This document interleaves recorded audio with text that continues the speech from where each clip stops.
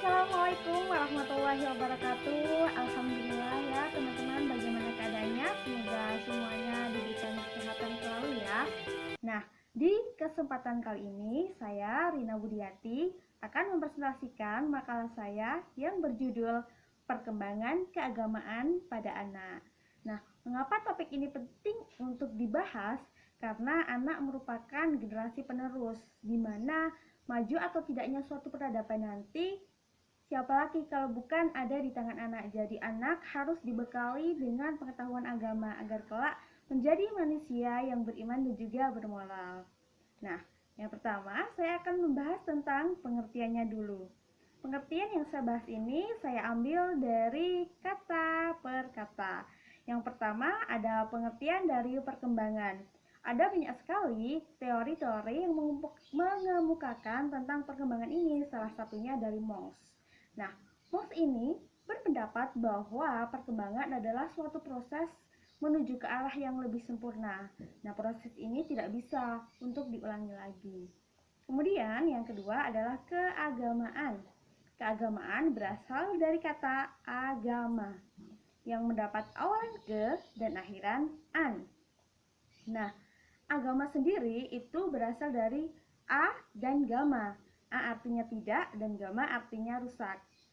Secara umum, agama merupakan sistem juga ajaran yang mengatur tata cara peribadatan manusia, baik itu peribadatan kepada Tuhan maupun dalam berinteraksi kepada sesamanya. Kemudian pengertian anak, menurut pasal 1 ayat 1 Undang-Undang Nomor 22 Tahun 2003 dinyatakan bahwa anak merupakan manusia yang belum berusia 18 tahun, termasuk juga adalah manusia yang masih dalam kandungan. Jadi bayi juga masih termasuk ke dalam anak. Jadi, apa sih pengertian dari perkembangan keagamaan pada anak? Nah, perkembangan keagamaan pada anak itu memiliki arti suatu proses sifat keagamaan yang dimiliki oleh anak menuju ke hal-hal yang lebih baik sejalan dengan perkembangan organ-organ yang lainnya. Oke, jelas ya, itu pengertian dari perkembangan keagamaan pada anak. Kita lanjut ke pembahasan selanjutnya, yaitu karakteristik keagamaan pada anak.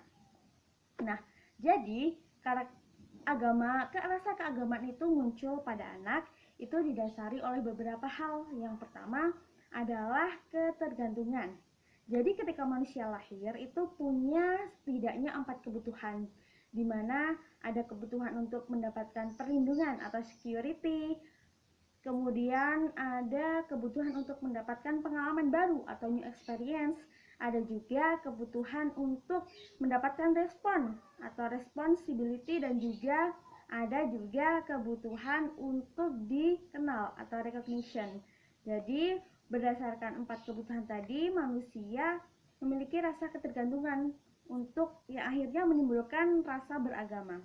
Kemudian karakteristik yang kedua itu karena adanya insting beragama. Jadi ketika manusia lahir itu sudah punya yang namanya insting beragama. Yang ketiga ada fitrah. Ya, ini teori dari Islam bahwa ketika manusia itu dalam kandungan itu sudah dibekali dengan fitrah beragama. Pasti teman-teman sudah nggak asing ya sama Al-Quran, Quran Surat Al-A'raf ayat 172, bahwa diceritakan di situ ketika kita di alam rahim kita diberi perjanjian oleh Allah Subhanahu wa taala. Kita ditanya, "Alastu birabbikum?"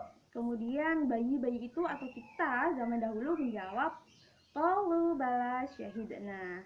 Tentu kita sudah lupa ya kejadian itu, tapi hal itu menandakan bahwa sebenarnya fitrah keagamaan itu sudah ada dalam diri kita. Kemudian anak itu mengalami berbagai perkembangan keagamaan dan tidak langsung ada di step yang paling atas. Prosesnya itu jalan sama pertumbuhan organ lainnya seperti tadi definisi ya. Setidaknya ada beberapa fase yang dialami oleh anak dalam perkembangan keagamaannya dan dikemukakan oleh berbagai pakar. Yang pertama dikemukakan oleh Ernest Harms. Nah, Ernest Harms ini membagi fase perkembangan keagamaan pada anak ini dibagi menjadi 4 hal. Yang pertama adalah fase fairy tale stage, yang kedua ada fase realistic stage, dan yang ketiga adalah individualistic stage. Yang pertama adalah fairy tale stage atau fase dongeng. Nah, di fase itu anak-anak masih memikirkan bentuk Tuhan itu seperti yang ada dalam fantasi mereka, bisa dalam bentuk malaikat, bisa dalam bentuk bidadari, atau bahkan seperti superhero yang mereka tonton seperti itu. Kemudian beranjak ke fase berikutnya, yaitu fase realistic stage, di mana pada saat itu anak-anak sudah mulai bisa berpikir secara realistis. Konsep ketuhanan di mana Allah Maha Kuasa, Allah Maha Pencipta itu sudah bisa diterima di situ. Kemudian beranjak lagi ke individualistic stage. Nah, di fase individualistic stage ini anak-anak sudah mampu menerima kehadiran Tuhan secara pribadinya. Itu baru teori pertama. Teori kedua dikemukakan oleh Elkin. Elkin ini membagi fase perkembangan menjadi 4 hal. Yang pertama yaitu tahap konservasi, kemudian representasi, kemudian relasi, dan pemahaman. Itu dia ya.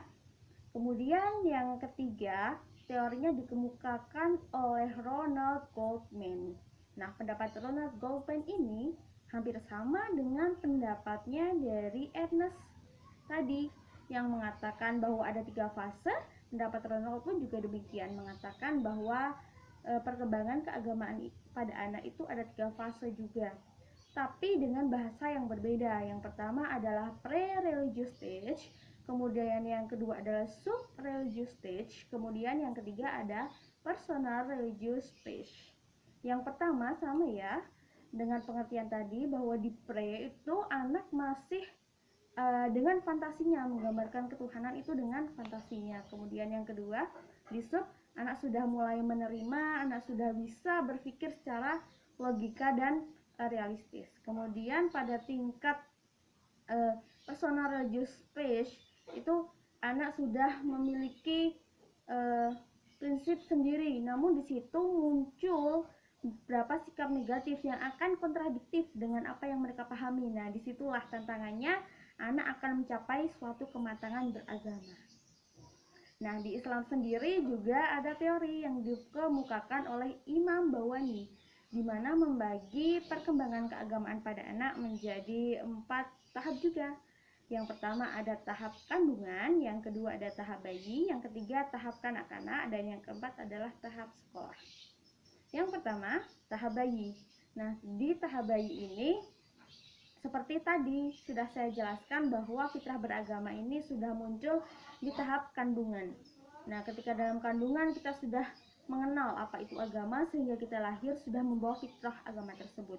Kemudian yang kedua, di fase bayi, meskipun perkembangan dari keagamaan ini belum terlihat, tapi sudah bisa dimasukkan nilai-nilai agama itu. Misalnya ketika kita lahir diadani, kemudian akikoh dan sebagainya sudah bisa ditanamkan. Kemudian menginjak ke fase berikutnya, yaitu fase kanak-kanak.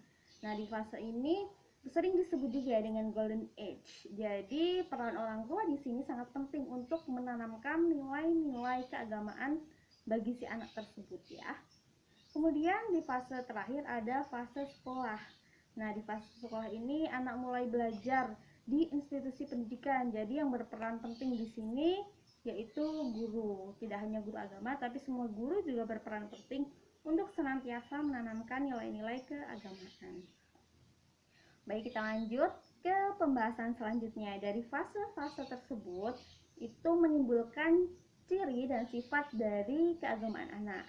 Ada beberapa cirinya, diantaranya yang pertama adalah unreflection atau tidak mendalam. Jadi ketika itu anak-anak berpendapat bahwa pengajaran-pengajarannya itu masih dasar gitu, masih sesuai dengan fantasi mereka, tidak mendalam. Mereka berpikir bahwa Tuhan itu ya sesuai dengan imajinasi mereka, belum dalam lah mempelajari agamanya.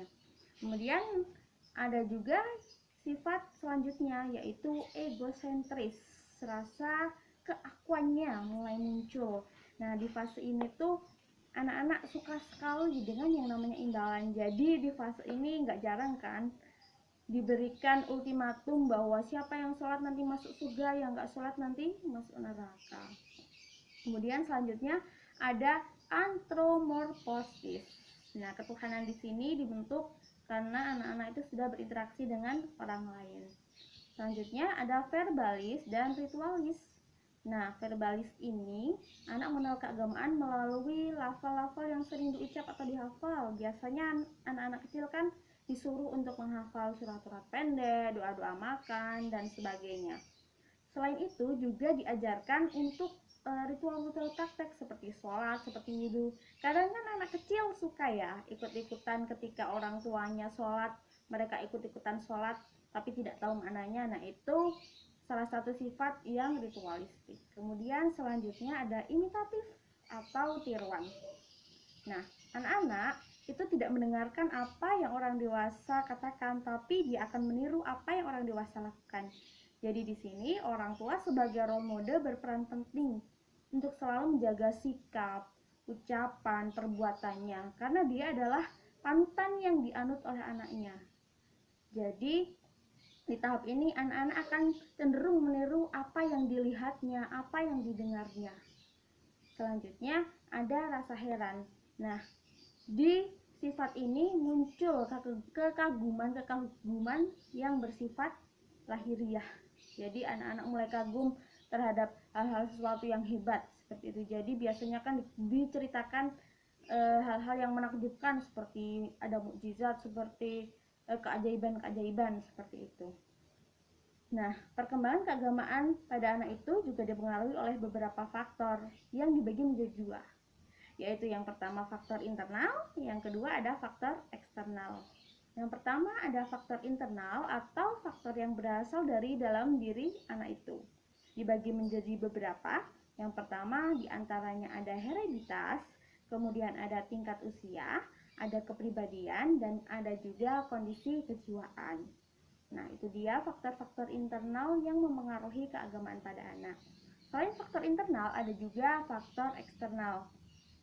Faktor eksternal ini faktor yang berasal dari luar diri anak. Di antaranya ada keluarga, seperti yang sudah kita tahu bahwa keluarga merupakan salah satu lembaga pendidikan pertama dan utama yang dilakukan oleh anak. Jadi mau tidak mau keagamaan anak itu sangat ditentukan oleh keluarga. Kemudian yang kedua adalah lingkungan institusional, yaitu lingkungan sekolah maupun organisasi yang diikuti. Kemudian yang ketiga adalah masyarakat. Di sini karena masyarakat adalah apa yang setiap hari dilihat oleh anak. Jadi anak cenderung akan meniru apa-apa yang mereka lihat, apa-apa yang mereka dengar di masyarakat mereka. Baik, itu dulu presentasi dari saya. Kurang lebihnya saya mohon maaf. Bila itu sahabat khairat, wassalamualaikum.